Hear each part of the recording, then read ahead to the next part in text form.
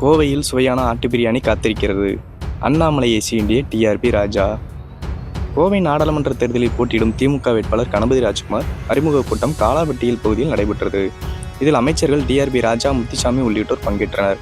அப்போது பேசிய அமைச்சர் டிஆர்பி ராஜா, தமிழ்நாடு முதலமைச்சர் திராவிட மாடல் ஆட்சியில் தமிழ்நாடு மின்னிக் கொண்டிருக்கிறது என்றும், ஒட்டுமொத்த இந்தியாவுக்கும் திராவிட மாடல் ஆட்சியை பெற வேண்டும் என்ற எதிர்பார்ப்பு ஒவ்வொரு இந்திய மக்களிடம் உள்ளது என்றார். இந்தியா கூட்டணியின் வேட்பாளர் மகத்தான வெற்றியை பெறுவார் என்பது இங்கு திரண்டுள்ள கூட்டத்தின் மூலம் தெரிகிறது என்றும், எதிரணியினர் அனைவரும் டெபாசிட் இழப்பார்கள் என்றும் டிஆர்பி ராஜா தெரிவித்தார்.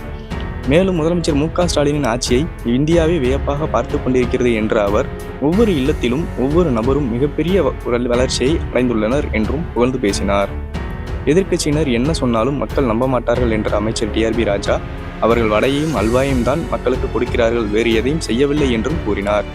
மக்கள் மத்திய அரசு மீது கடுமையான கோபத்தில் உள்ளார்கள் என்றும், இதனால் இந்தியா கூட்டணி தான் வெற்றி பெறும் என்றும் அடித்து கூறினார் டிஆர்பி ராஜா.